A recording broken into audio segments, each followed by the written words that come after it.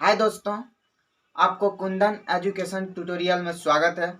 दोस्तों, पिछले 1-2 महीने से मेरा वीडियो नहीं आ रहा है।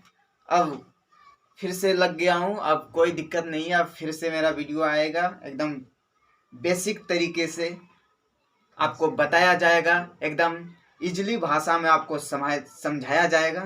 तो हमने 2 वीडियो बनाया था कि अक्षीय रेखा पर विद्युत क्षेत्र की तीव्रता का व्यंजक और विषुवतीय या निरक्षीय रेखा पर विद्युत क्षेत्र की तीव्रता। तो आज हम बताएंगे कि किसी बिंदु पर विद्युत क्षेत्र की तीव्रता। ठीक है दोस्तों, तो चलिए आज जो मैं आपको बता रहा हूँ ये एकदम मोस्ट वीवीआई है और ये आपको 12th एग्जाम में एकदम इस बार आने की चांस है। 2022 के जितने भी स्टूडेंट हैं ये आ सकता है। प्लीज़ एक बार इसे ज़रूर देखिए, आप तैयारी कर लीजिए, ये एग्ज़ाम में आने का चांस है। क्योंकि पिछले 1-2 एग्ज़ाम में ये नहीं पूछा है, तो अब की इस एग्ज़ाम में आने का 100% तो नहीं कर सकता हूँ, लेकिन 99% चांस है। तो चलिए हम स्टार्ट करते हैं। किसी बिंदु पर विद्युत क्षेत्र की तीव्रता। तो हमारा क्वेश्चन है,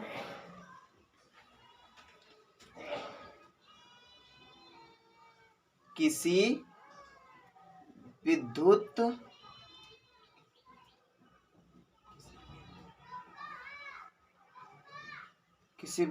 द्विध्रुव के कारण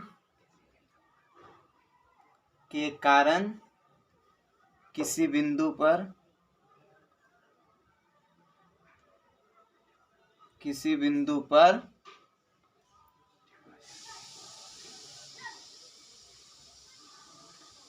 विद्युत क्षेत्र की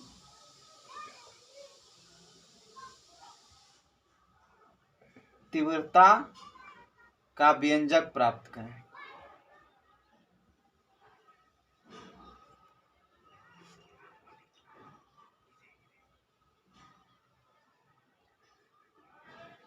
यही हमारा क्वेश्चन रहेगा। आप क्वेश्चन को एक बार ध्यान से पढ़ लीजिए। आपको क्वेश्चन में कहा क्या जा रहा है। किसी विद्युत द्विध्रुव के कारण, सबसे पहले हम विद्युत द्विध्रुव बनाते हैं। विद्युत द्विध्रुव आपको ये एकदम मस्त तरीके से समझाया गया है। आप पिछले वीडियो में जाके देखिए, आपको कहीं भी समझने का दिक्कत नहीं है। लेकिन सबसे पहले ये वीडियो देखिए, ये भी आपको मैं आशा करता हूँ कहीं भी दिक्कत नहीं आएगा। तो विद्युत द्विध्रुव का नियम क्या है? नेगेटिव से पॉजिटिव की ओर। तो हमारा एक आवेश है नेगेटिव, एक आवेश है पॉजिटिव। हम इसे ए मान लेते हैं और इसे बी मान लेते हैं। विद्युत द्विध्रुव को पी से सूचित किया जाता है। ठीक है, हम दिशा इधर इसलिए दिए हैं क्योंकि विद्युत द्विध्रुव की दिशा नेगेटिव से पॉजिटिव की ओर होता है। तो हमारा क्वेश्चन में कहा क्या जा रहा है, किसी बिंदु पर विद्युत क्षेत्र की तीव्रता। हमने एक बिंदु यहाँ लिया, ठीक है। किसी बिंदु पर अगर हम इस प्रकार लेते हैं तो यह हमारा विषुवतीय हो जाता है। अगर हम इस प्रकार लेते हैं तो हमारा अक्षीय हो जाता है।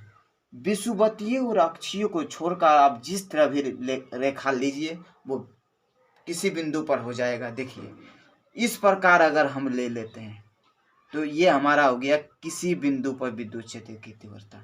क्योंकि अगर हम इस प्रकार लेते हैं तो ये हमारा हो जाता है विषुवतीय रेखा, और इस प्रकार लेते हैं तो हमारा हो जाता है अक्षीय रेखा। तो हम इस प्रकार लें, चाहे इस प्रकार लें, चाहे इस प्रकार लें, यह आप पर डिपेंड करता है कि आप किस प्रकार लेते हैं। ठीक है, तो ये हमारा इसे थीटा, ये हमारा बिंदु हो गया पी, इसकी हम डिस्टेंस आर मान लेते हैं। तो देखिए, अब हम माना लिख लेते हैं एक बार। ठीक है,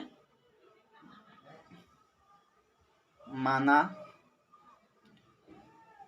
ए बी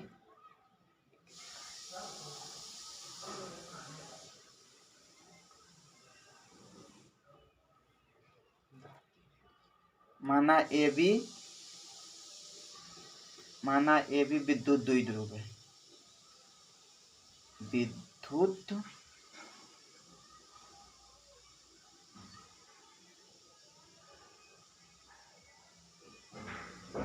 द्विध्रुव है जिसके पास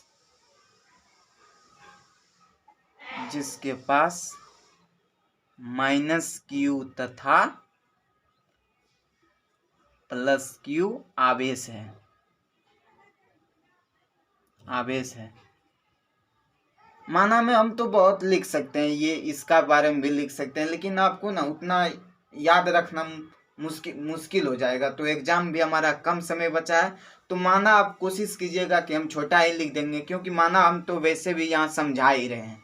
तो चलिए, जिससे कि हमारा देखिए इसको यहाँ तक बढ़ाना है। अब इसके लंबवत एक रेखा हमें लेना है। तो दोस्तों ये हम मिटा देते हैं, इसको आगे कर देते हैं क्योंकि हमारा डिस्टर्ब कर रहा है। ठीक है, इसे यहाँ लिख देते हैं। ठीक है, अब हम इसके लंबवत एक रेखा लेते हैं। ठीक है, देखिए हमने आपको पिछले वीडियो में देखिए जरूर बताए होंगे कि ये हमारा जो रेखा है इसके लंबवत जो होगा वो P sin थीटा होगा। ठीक है, यहाँ कम दिख रहा है, माफ कीजिएगा।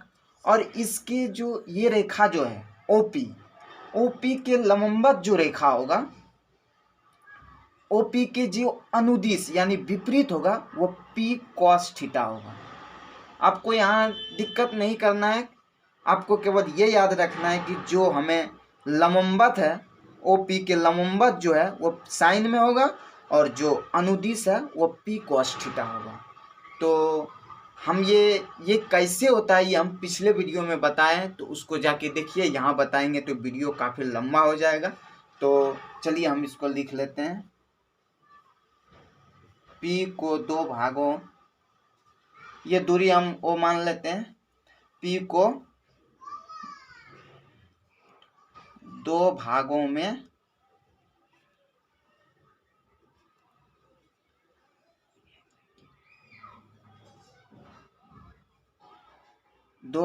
में बांटने पर या विभाजित करने पर जो लिख सकते हैं। ठीक है, 1 नंबर हमारा 2 कंडीशन है, यहाँ दोनों को लिख लेते हैं। देखिए P cos थीटा किस प्रकार आया है। P cos थीटा OP के अनुदिश, तो यहाँ लिख दीजिए OP के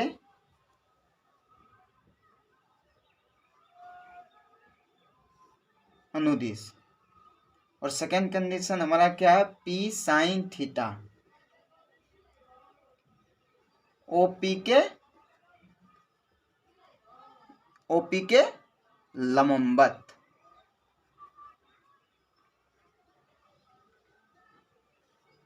OP के लंबवत। अब देखिए हम बताए थे आपको कि अक्षीय रेखा पर विद्युत क्षेत्र की तीव्रता और विषुवतीय रेखा पर विद्युत क्षेत्र की तीव्रता। अब देखिए OP P cos थीटा के कारण अक्षीय रेखा ये हो गया, तो अक्षीय रेखा पर विद्युत क्षेत्र की तीव्रता। और एक बार P sin थीटा इसके लिए हो गया विषुवतीय रेखा हुआ ना। देखिए ये जो हमारा OP रेखा है ये अक्षीय रेखा हो गया इसके चलते, और ये इसके लिए हो गया ये विषुवतीय रेखा। तो हम यहाँ लिखते हैं P cos थीटा के सापेक्ष P cos थीटा के सापेक्ष के कारण, देखिए हमेशा क्यों कर रहे हैं, क्योंकि दोनों का विद्युत क्षेत्र की तीव्रता एक बार P sin थीटा और P cos थीटा का निकाल लेंगे और फिर ये दोनों को नेट कर देंगे यानी जोड़ देंगे। तो जो कैलकुलेशन करने के बाद आएगा वो किसी बिंदु पर विद्युत क्षेत्र की तीव्रता आ जाएगा। तो हम सबसे पहले ये काम तो करते हैं फिर समझाते हैं। P cos थीटा के कारण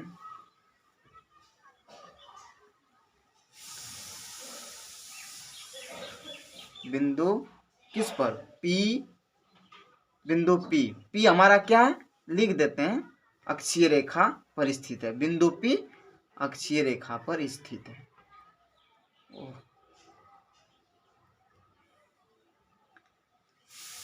रेखा पर स्थित है,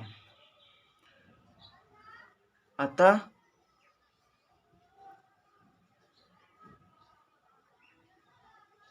विद्युत द्विध्रुव के कारण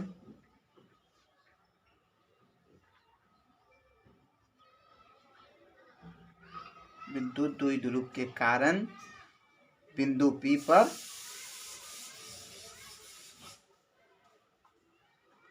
पर विद्युत क्षेत्र की तीव्रता।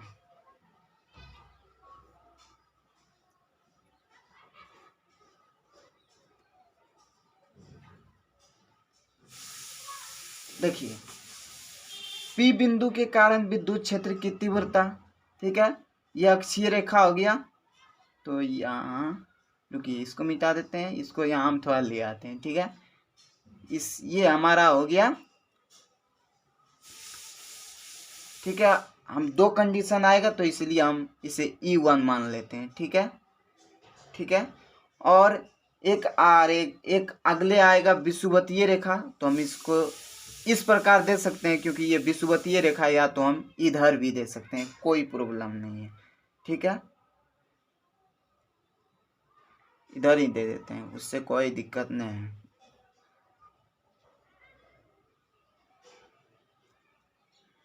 ठीक है दोस्तों। क्या करें, इधर ही दे देते हैं, अच्छा रहेगा आपके लिए। ये हम मिटा देते हैं थोड़ा।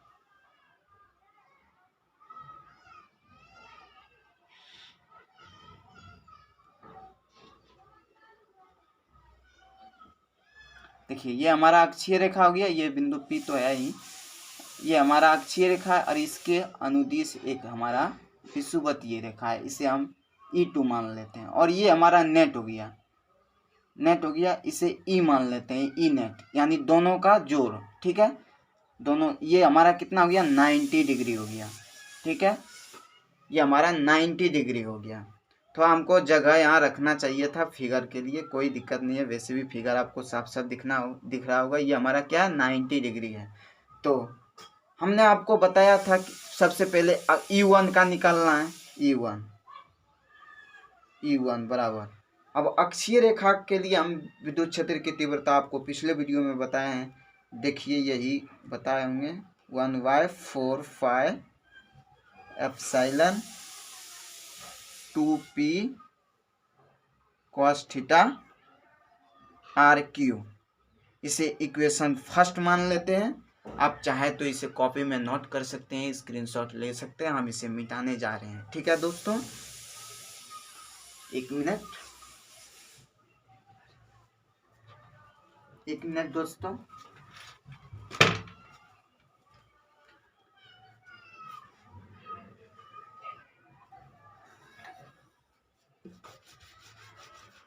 हाथ से ही मिट जा रहा है।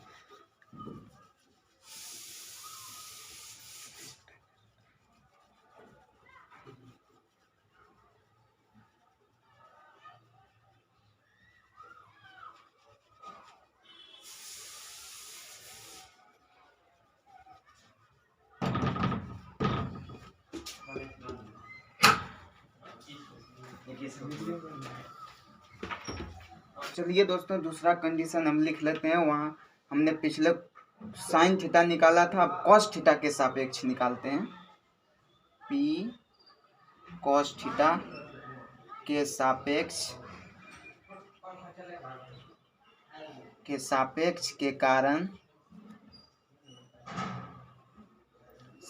के कारण बिंदु P यहाँ हो जाएगा, वहाँ अक्षीय रेखा हुआ था, यहाँ विषुवतीय हो जाएगा। विषुवतीय रेखा पर स्थित है। देखिए P के सापेक्ष ये विषुवतीय रेखा हो गया, विषुवतीय रेखा पर स्थित है। P cos थीटा के सापेक्ष विषुवतीय रेखा, ठीक है। अतः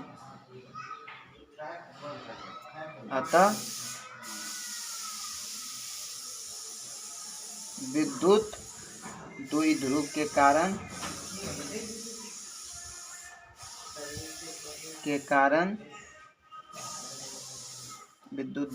कारण बिंदु P पर विद्युत क्षेत्र की तीव्रता।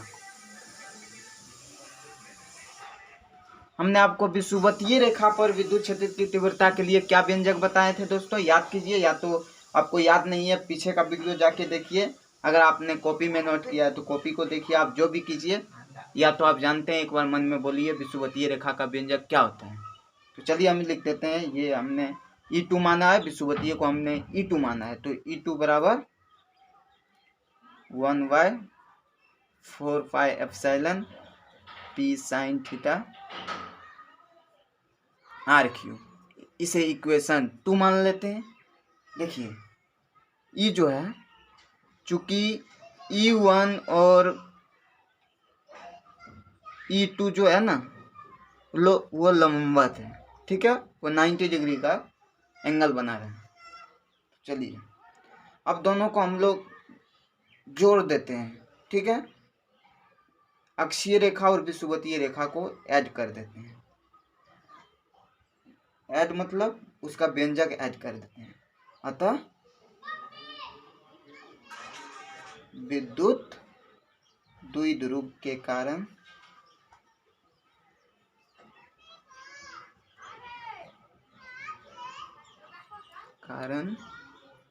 बिंदु P पर कुल विद्युत क्षेत्र की तीव्रता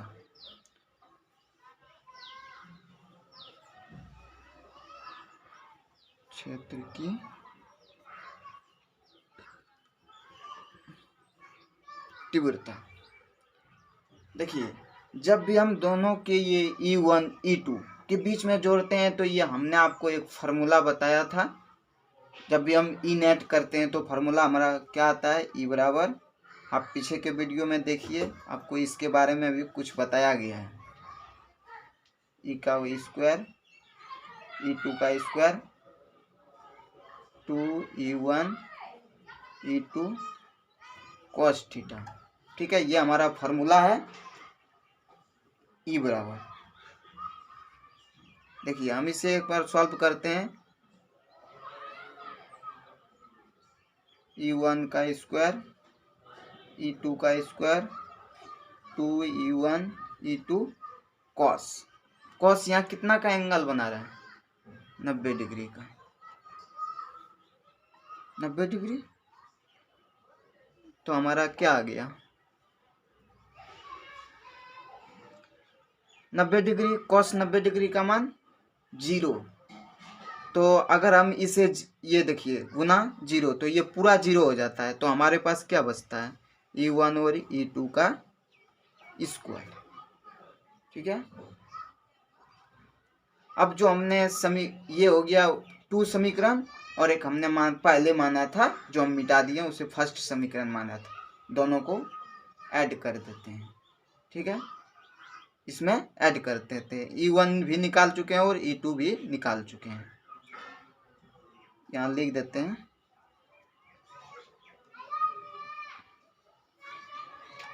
इक्वेशन फर्स्ट एंड सेकेंड से, फर्स्ट एंड सेकेंड से ई बराबर मिटा देते हैं पूरा,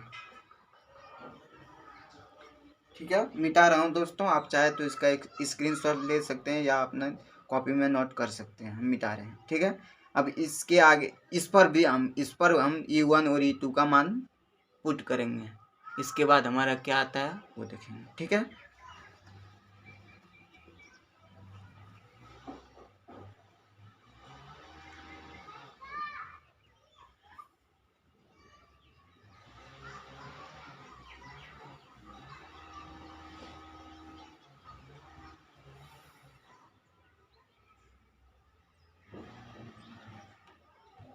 हमारा ई बराबर क्या आया है, हम इसे यहाँ लिख देते हैं, ठीक है।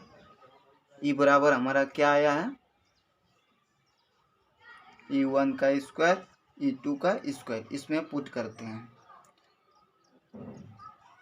इक्वेशन फर्स्ट एंड सेकेंड से, ठीक है। ई बराबर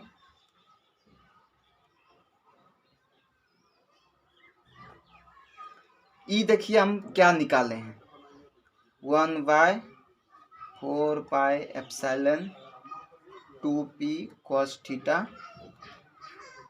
आर क्यू का स्क्वायर, क्योंकि यहाँ स्क्वायर है, फिर प्लस 1/4πε क्या है, p sin theta R Q का, सॉरी यहाँ होगा स्क्वायर। देखिए अब इसको जो है ना हम बार कर देते हैं, ये 1/4πε और ये हमारा p है। इसको हम बाहर क्यों किए दोस्तों, क्योंकि इसका स्क्वायर करेंगे और इसका स्क्वायर करेंगे तो रूट के अंदर है, रूट के अंदर जो भी स्क्वायर है हम उसके बाहर ला सकते हैं, ठीक है।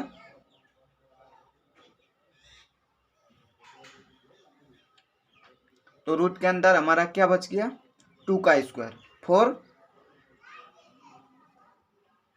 cos square theta sine square theta,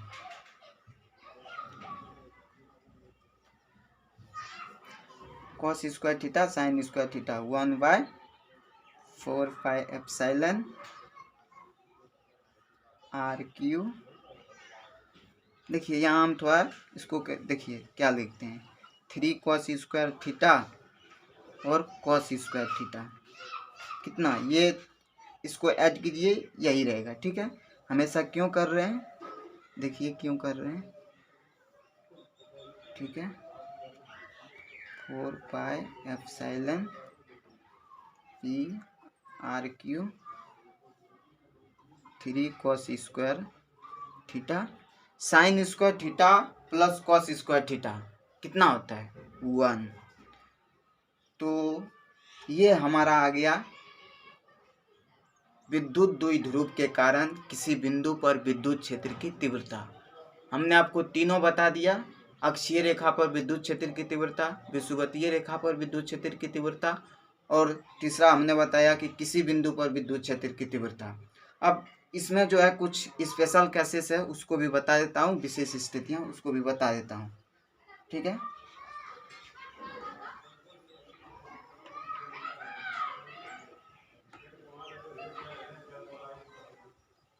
देखिए इसकी बात करते हैं, ठीक है। जब लिख लेते हैं विशेष स्थितियां,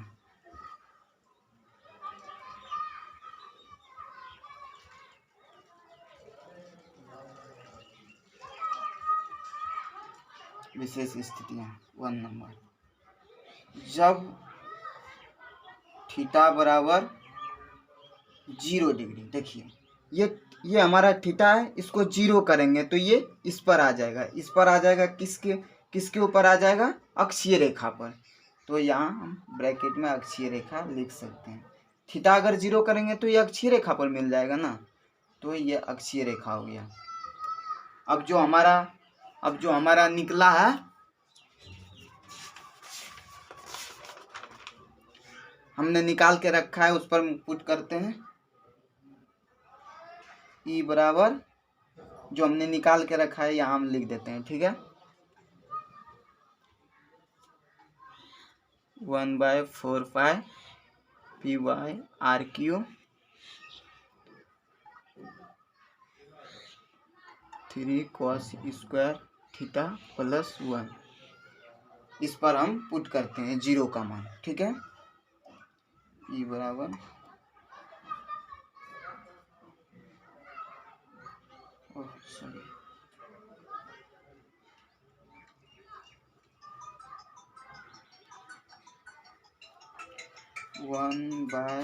1/4πε पी वाई आर क्यू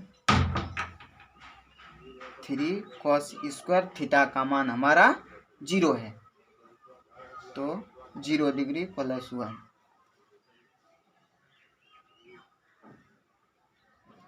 1/, रुकिए हम यहाँ इसको हटा देते हैं, 1/4π 4 epsilon P Y are Q.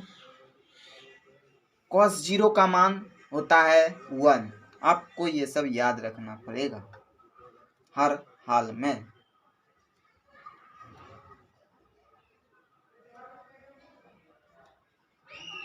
तो रूट हमारा क्या हो गया 3 + 1 4। ठीक है, तो हमारा क्या आ गया, इसको रूट के बाहर करेंगे तो क्या आ जाएगा 2। इससे गुना 2 से गुना कर देते हैं 2p/r³। देखिए दोस्तों, यह आपको ऑब्जेक्टिव में एकदम पूछा जा सकता है, हर बार पूछता है। 3 कंडीशन बताएंगे, थीटा बराबर 0 डिग्री हो, थीटा बराबर 90 डिग्री हो। तो हम तीनों कंडीशन बताएंगे। देखिए, तो ये आपको 0 डिग्री वाला पूछ सकता है। अब हमारा आता है कि जब थीटा बराबर 0 हो गया, थीटा बराबर 90 डिग्री, जब थीटा बराबर 90 डिग्री, तो हमारा ई क्या हो जाता है 1/4 एप्सिलॉन p/r³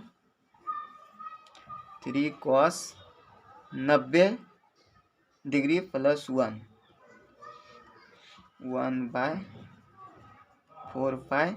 आपको समझने में तो कहीं दिक्कत नहीं हो रहा है, मैं एकदम अच्छे से बता रहा हूँ, कहीं भी मतलब ऐसा नहीं कर रहा हूँ कि भाग रहा हूँ, ऐसा मैं नहीं कर रहा हूँ।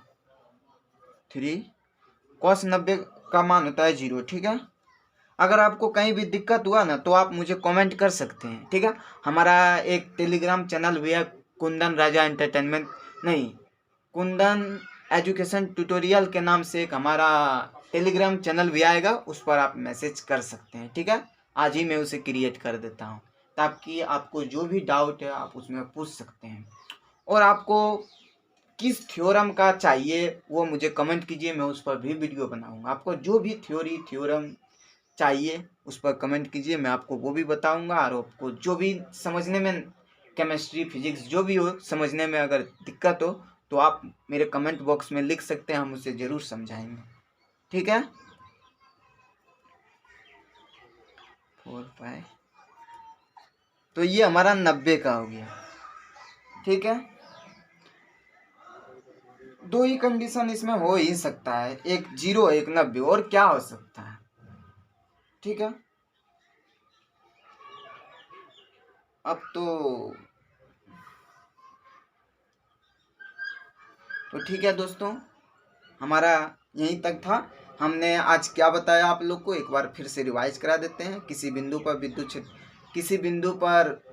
क्षेत्र की तीव्रता, विद्युत द्विध्रुव के कारण किसी बिंदु पर विद्युत क्षेत्र की तीव्रता का व्यंजक हमने बता दिया।